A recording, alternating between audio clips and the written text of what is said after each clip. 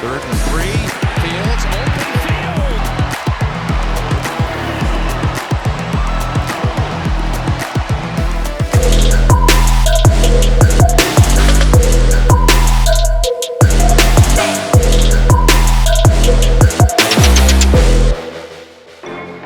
Welcome back to 5-Star Matchup. I have a proposition for you. How about you sign up for our Patreon and I give you an NFL Shop gift card? Sounds good, right? Check out patreon.com/5SMU for details now.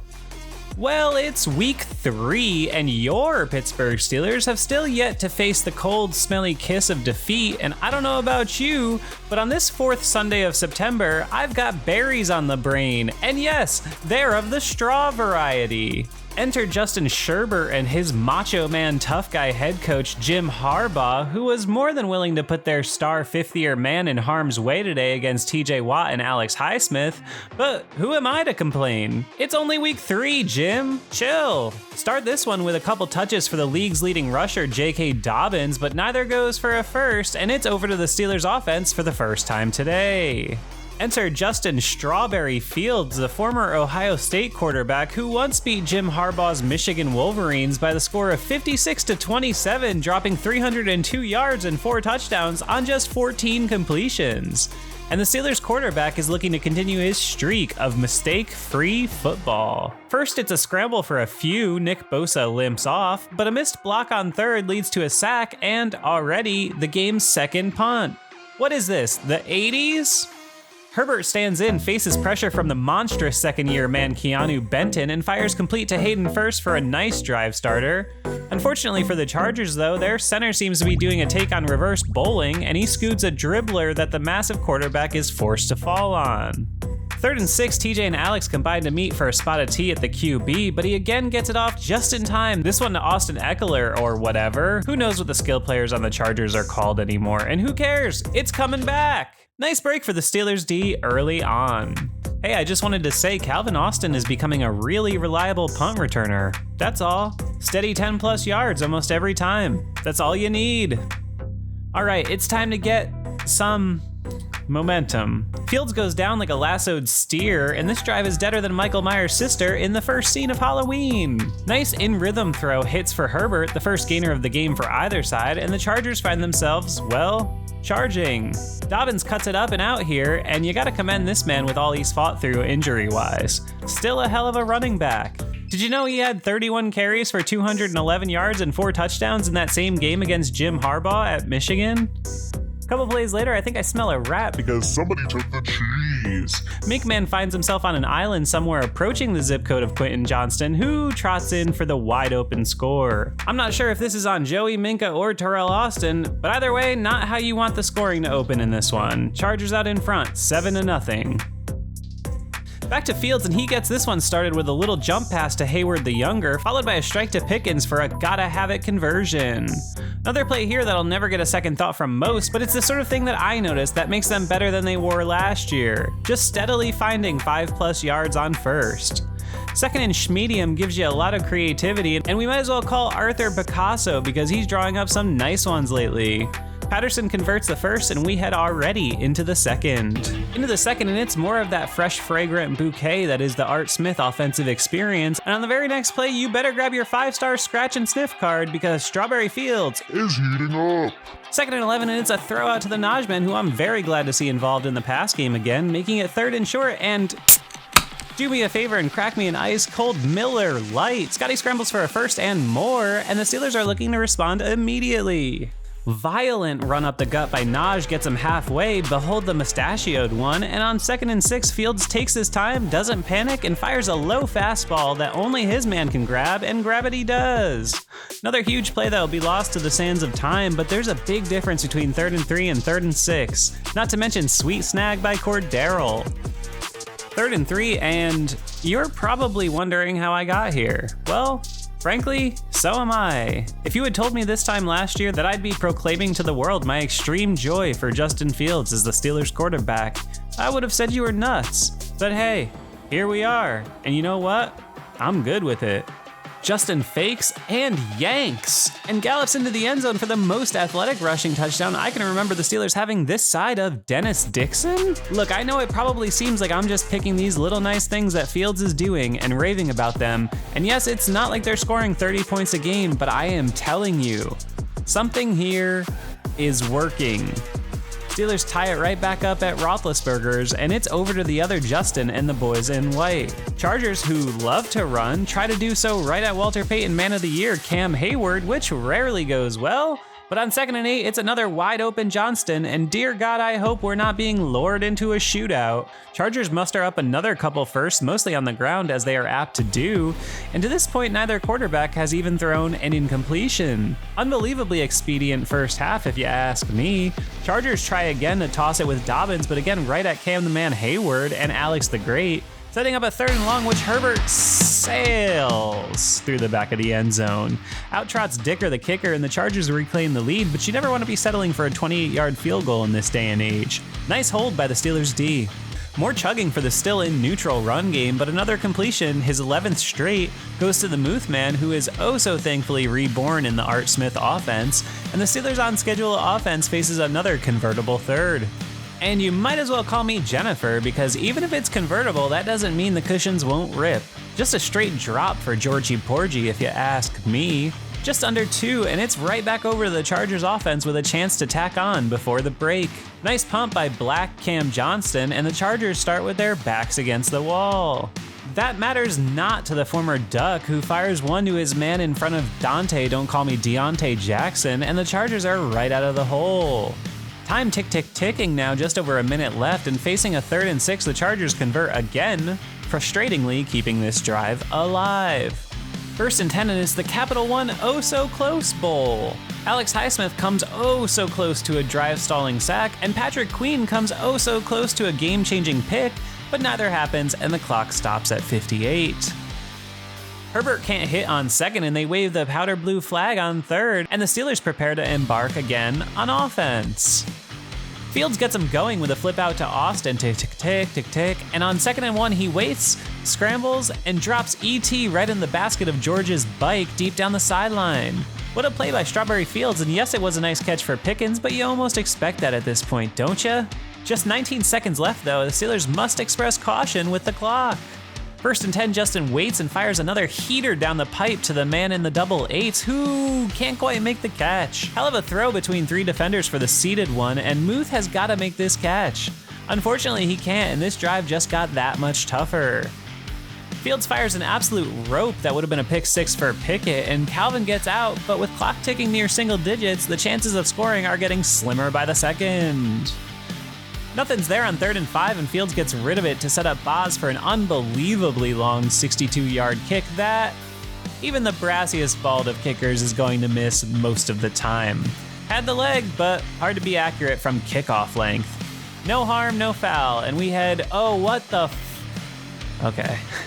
And we head into the half for orange slices and pretzel rods.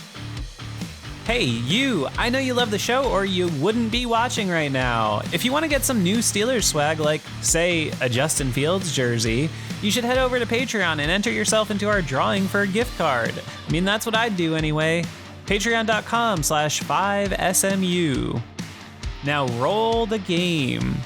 We are back in the Berg, and there's no phrase I like better in the second half than another blast up the gut by the effervescent Naj man, and the Steelers are threatening to resemble an NFL offense. Steelers fight tooth and nail on the next 2 for a hard-fought first, and we're in business. Unfortunately, it's a little too much of a good thing as Naj gets dogpiled in the backfield, but on 2nd and 14, it's the cold one. Scotty Miller with another nice snag and run, and no, he's not a twist top, silly Derwin James. Tack on 15, and the Chargers are on their heels. Gorgeous grab and gallop by the double Ocho, but he forgot to line up on the line, and it's coming back. Fields fires incomplete on a nice breakup by Gilman, and they find themselves in an uncomfortable place. No, not the back of a Volkswagen, but rather 3rd and 15. But fear not, because a schooner is a sailboat. Fields fires another laser down the middle of the field. I repeat, down the middle of the field. And who needs Hobbs when you've got Calvin? Steelers pressing their black and gold suits as they enter the business zone. Hate this. I don't know what it is with these pitches from the gut, but Art likes them, and I sure as don't. Put the brakes on this drive, and I'm just left wondering why they're handcuffing a quarterback that is dotting them up. Steelers take the consolation prize and pull even, but ultimately a disappointing end to a promising drive. Back to Justin Herbert, who I might remind you is playing just a week after suffering the dreaded high ankle sprain, and whoops! Ain't nothing to do with an ankle there, just Nick the Stick Herbig racing around the edge and stripping the behemoth quarterback, but the Chargers sadly fall on it to save face. 3rd and a millennium, and Herbert fires errantly, and it's right back over to the deuce with great field position. And oops. This one plinks around like Sonic the Hedgehog, and unfortunately Cordero loses all his rings and the ball for the Steelers' first thrown interception of the season. Picked, by the way, by former richest man in the universe and 5-star matchup star, Bud Dupree. Miss ya, pal. Right after the turnover, though, it's Big E Roberts flying through for the game-changing sack on Justin Herbert, who finally succumbs to his nagging ankle. He stays in for one play longer, but hobbles off in what looks to be immense pain. Not really sure about the Chargers' choice to play him in this one against this pass rush, but who am I to complain? After all, we're playing our backup too, aren't we? Steelers get it going with another angry run by Najee, followed by a pass out to Muth, who almost gets by the defender, but on 3rd he makes a tremendous cut on his man, and Fields hits him in stride down the middle for a catch and run first. Art Smith continues to attack the middle of the field, and boy oh boy, do I love to tack on a personal foul for a hit to the head, and we are not just pre-approved, we're putting an offer on the house. Fields fires short of the sticks though on 3rd, and Pickens can't quite, but wait just a minute, the Chargers are in the process of pulling a Broderick Jones, and I'll take it. 15 and a first, and we're still alive.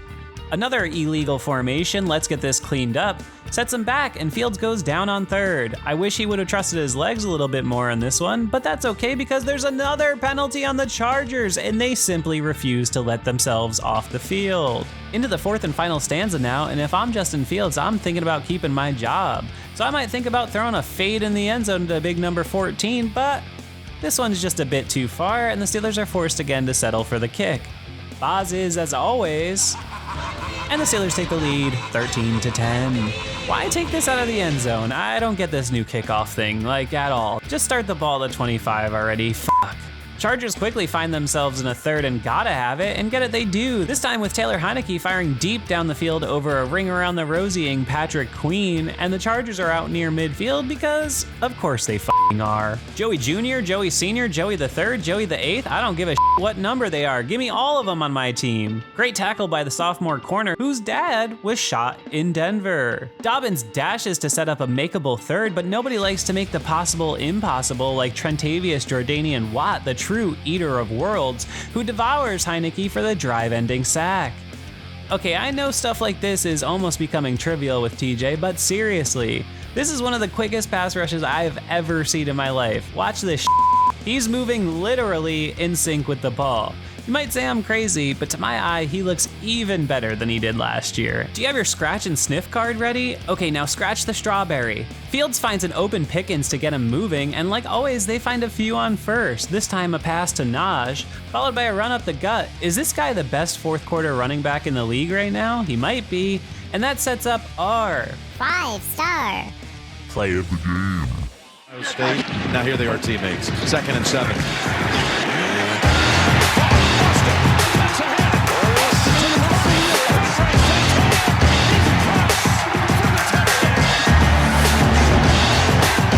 Strawberry Fields forever. With time ticking under 7 minutes in a tight game, Justin Fields calmly stands in the pocket and delivers what can only be described as a perfect throw.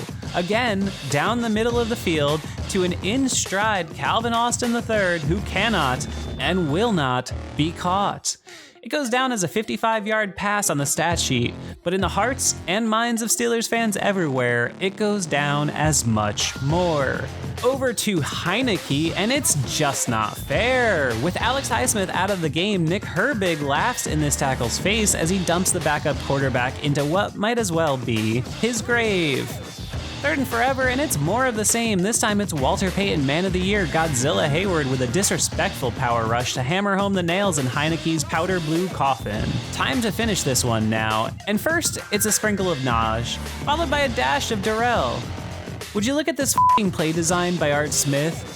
Matthew Canada could never. And it's another effervescent gallop by the never-tired Harris, and this clock, like Russell Wilson's chances of being the starter, continues to get smaller and smaller. Another gash by Cordero against the now exhausted Chargers defense sets up the Naj for an oh-so-close touchdown, and regrettably the Steelers sit on it. But it is without even a hint of regret that I inform you, your Pittsburgh Steelers are 3-0. Just a dominant second half performance by the boys in black. Sure, it was aided by injury, but this is the NFL and you play who you play. I don't care who the quarterback on the other side is. If you outgain a team 234 yards to -5 in a second half, I am impressed.